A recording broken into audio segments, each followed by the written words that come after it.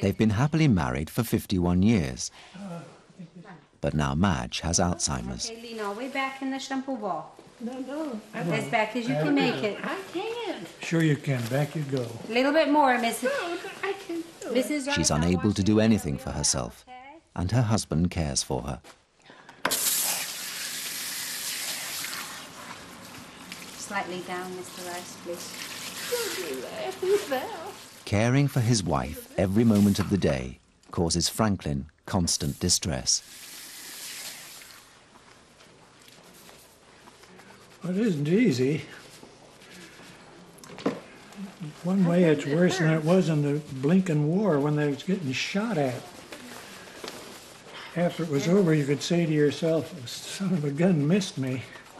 And on this, you know it isn't going to get better. It's always going to be worse. No. Just a little bit more. We're almost done. Just a little more, okay? No, yes, Well, the worst part is the contrast of what she is as to what she used to be.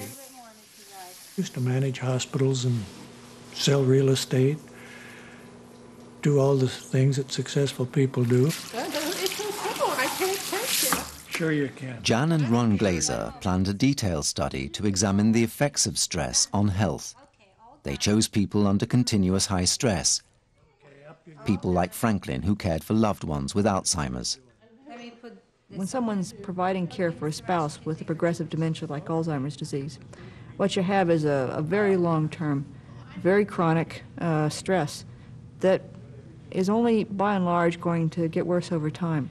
So that for caregivers, they describe it in some ways as kind of a living bereavement, as they watch pieces of the person they love disappear over time.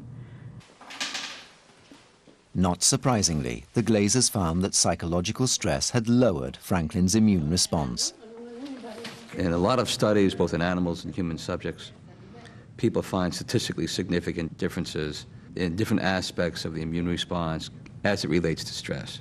And that's fine, that's interesting. But the real important question is, are those changes big enough to have a health effect? Are they biologically significant and as well as statistically significant? The study went on to address that question by seeing if high stress and low immune function actually impaired the body's ability to heal itself. Small identical wounds were made on the arms of all the volunteers. The Glazers then measured the time it took for the wounds to heal. They found that the wounds of overstressed carers like Franklin took 24% longer to heal than did those of unstressed people.